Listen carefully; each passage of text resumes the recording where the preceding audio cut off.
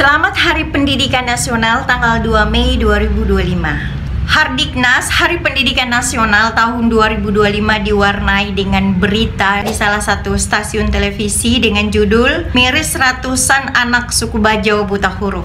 Dan di bawah tulisan tersebut bahwa 147 anak putus sekolah karena sulit mengakses daratan.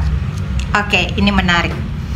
Sebenarnya ini saya sudah mau speak up sejak 2024. Bahkan waktu itu saya live di Facebook. Bagaimana di salah satu desa di Wakatobi, di sana itu ada sekolah dengan kondisi yang sangat memprihatinkan. Itu di sekolahnya di atas laut. Yang ingin saya bahas adalah saya menyoroti berita yang ditayangkan oleh salah satu stasiun televisi tersebut. Nah, mungkin judulnya itu narasinya yang harus diubah. Jadi bukan karena anak-anak suku Bajo kesulitan mengakses daratan, tetapi yang lebih tepat judulnya itu adalah pemerintah tidak menyediakan fasilitas pendidikan. Pemerintah tidak menyediakan fasilitas pendidikan Di wilayah mereka atau di kampung-kampung mereka. Anak-anak Bajo ini bukan mereka tidak mau sekolah, tetapi karena mereka kesulitan mengakses fasilitas sekolah. Di kampung mereka itu tidak ada sekolah. Begitu ada sekolah seperti yang saya sebutkan di Kabupaten Wakatobi, di Desa Tanomeha, Dusun Lohoa, di situ ada sekolah, tapi begini nih kondisinya. Anak-anak Bajo di sini suka main bola nih di sini, guys. Aduh, saya naik dulu. Bisa.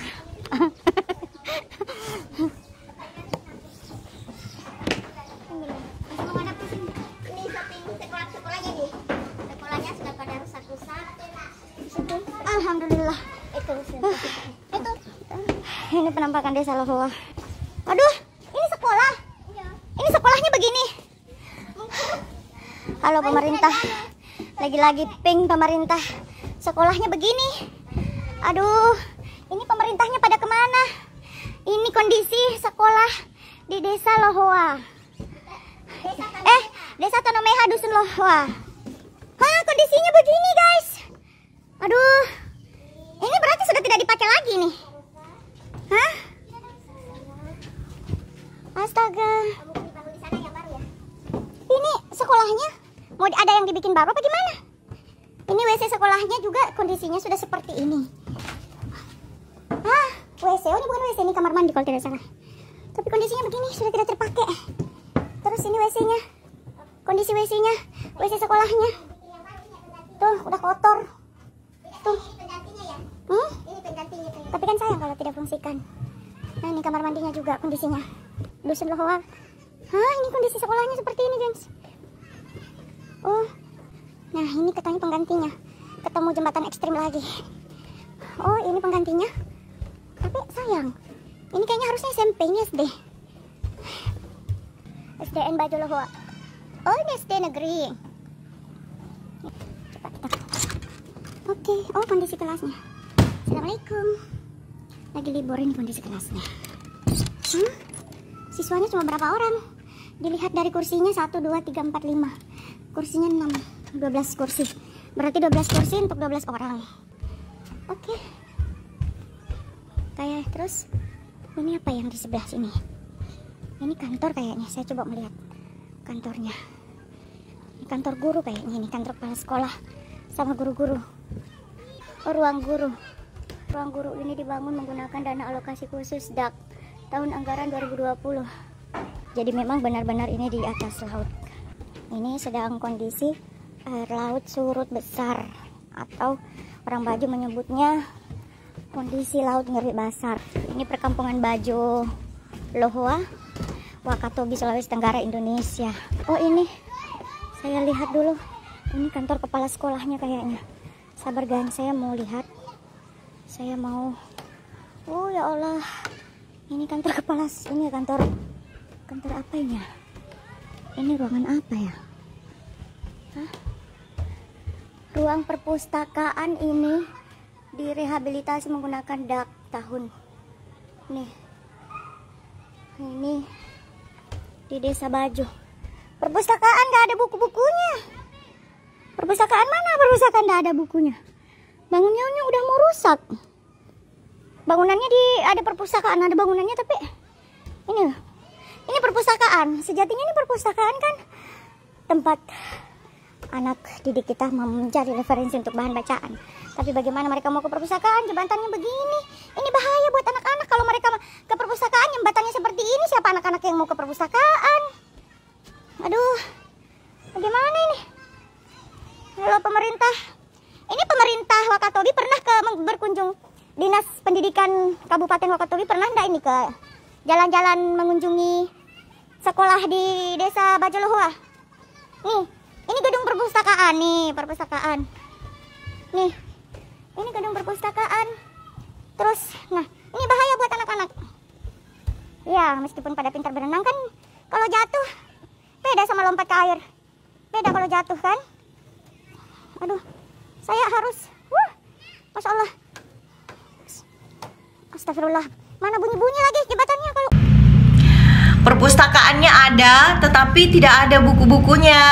Kemudian kelas-kelasnya kurang terawat, kamar mandinya apalagi, dan sekolah itu sudah banyak papannya yang berlubang dan tidak ada pemeliharaan. Sekolah tidak ada pemeliharaan. Bahkan pengakuan anak-anak di sana bahwa dalam 1 minggu kadang mereka hanya belajar 2-3 hari karena kadang gurunya katanya itu jarang datang. Nah, saya ingin berbagi cerita. 2024 lalu saya nyalek di Wakatobi, di Dapil 4 Wakatobi, Buton Tengah, Buton Bau-Bau.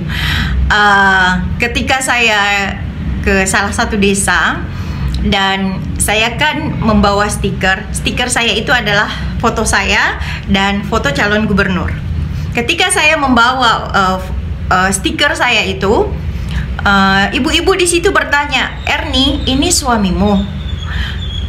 Nah, saya kaget. Artinya di situ saya paham bahwa mereka tidak bisa membaca. Tidak bisa membaca.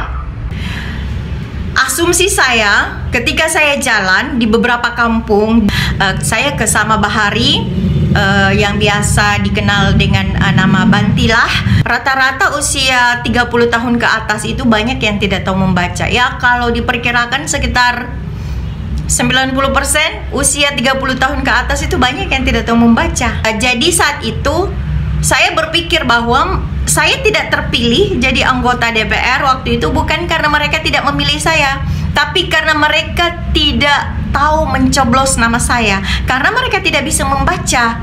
Apalagi nomor urut saya waktu itu nomor urut 7. Saya juga sudah sosialisasi, saya berpikir bahwa sosialisasi saya sudah maksimal. Saya membuat jingle, kemudian saya aktif di sosmed, saya juga door to door, saya mengunjungi basis dapil-dapil saya. Tetapi ketika di hari H, suara saya sangat memprihatinkan. Perolehan suara saya sangat memprihatinkan. Pada saat hari pencoblosan itu salah satu seorang kepala sekolah, ketika dia selesai mencoblos, dia datangi saya di posko, lalu dia bilang, "Erni, saya ingin cerita. Tadi ketika saya di bilik suara, saya cari nama kamu, saya ambil 1 lembar surat suara, lalu saya cari nama kamu." Dia bilang sampai saya gemetar, saya nervous, dia bilang. Lalu dia sadar ternyata dia salah warna surat suara dan baru dia menemukan saya. Tetapi setelah dia keluar dari bilik suara, dia langsung memikirkan saya. Dia bilang begini, "Kasihan Ibu Erni. Sedangkan saya saja yang notabene adalah kepala sekolah dan saya masih muda, saya sendiri bingung dan gemetar saat mencari mau mencoblos nama Ibu Erni. Bagaimana dengan yang tua-tua, bapak-bapak, nenek-nenek, kakek-kakek yang tidak bisa membaca? Bagaimana dengan ibu-ibu, bapak-bapak yang buta huruf?" Jadi dapat saya simpulkan bahwa saat itu saya tidak terpilih bukan karena mereka tidak memilih saya, tapi mereka tidak bisa membaca nama saya di kertas suara tersebut. Pemerintah harus serius menangani soal pendidikan, apalagi orang Bajo itu tersebar di 14 provinsi di Indonesia dengan estimasi jumlah penduduk yang luar biasa, 10 juta lebih. Itu baru estimasi. Kalau misalnya mau data yang real, saya bersedia untuk roadshow ke semua desa Bajo yang berpenduduk masyarakat Bajo di Indonesia, dan saya siap menyajikan data tersebut. Dan juga ini menjadi hal yang sangat menarik ketika ada program Bapak Prabowo Subianto terkait sekolah rakyat. Nah, kenapa saya berpikir bahwa sekolah rakyat ini adalah peluang emas buat kami masyarakat Bajo yang masih banyak yang buta huruf. Jadi bukan dengan cara orang Bajo itu disuruh sekolah ke darat, tidak. Terkait lagi dengan menyinggung berita yang ada di stasiun televisi tersebut, narasinya itu bukan karena anak-anak kesulitan mengakses darat, tetapi narasinya adalah bahwa pemerintah tidak menyediakan fasilitas sekolah di wilayah mereka, di perkampungan mereka. Harusnya pemerintah menyediakan fasilitas sekolah. Lalu terkait dengan program Pak Prabowo dengan sekolah rakyat, ini adalah peluang emas bagi kami masyarakat Bajo, karena sejak saya nyalek tersebut, saya berpikir bahwa sepertinya, dan ini sangat penting, harus ada paket A, paket B, paket C diselenggarakan di setiap kampung-kampung, karena begitu banyak orang Bajo yang masih banyak yang buta huruf. Selain mereka juga kesulitan mengakses fasilitas sekolah karena tidak tersedianya fasilitas pendidikan di daerah mereka, juga terjadinya bully. Jadi anak-anak Bajo yang khususnya salah satu daerah di Sulawesi Tenggara, ketika saya jalan-jalan ke daerah mereka, lalu saya bertanya, kenapa kamu tidak sekolah? Ibunya menjawab bahwa si anak tersebut pernah sekolah, tetapi pada saat itu dia dibully sama orang darat. Akhirnya dia tidak lagi lanjut sekolah hanya gara-gara dia dibully. Bahkan mereka didiskriminasi, dimarginalisasi di kelas. Dan inilah juga yang menjadi penyebab anak-anak Bajo tidak sekolah. Jadi solusinya adalah pemerintah harus menyediakan fasilitas pendidikan di lingkungan-lingkungan berbasis kebutuhan masyarakat laut, yang mana masyarakat laut ini adalah notabene 90% adalah orang Bajo. Saya selalu membuat ilustrasi seperti ini. Tuhan menciptakan bumi menjadi dua bagian, ada darat, ada laut, sebagai tempat tinggal makhluk hidup. Ada tumbuhan yang hidup di darat, ada tumbuhan yang hidup di laut. Ada hewan yang hidup di darat, ada hewan yang hidup di laut. Ada kuda darat, ada kuda laut. Ada buaya darat, ada buaya laut. Ada manusia yang tinggal di darat, ada manusia yang tinggal di laut. Jadi kalau misalnya tidak ada manusia yang tinggal di laut, maka kehidupan di muka bumi ini tidak akan seimbang. Dan 90% penghuni laut di muka bumi ini itu adalah orang Bajo. Silahkan koreksi saya kalau saya salah. Wassalamualaikum warahmatullahi wabarakatuh. Salah dan akang.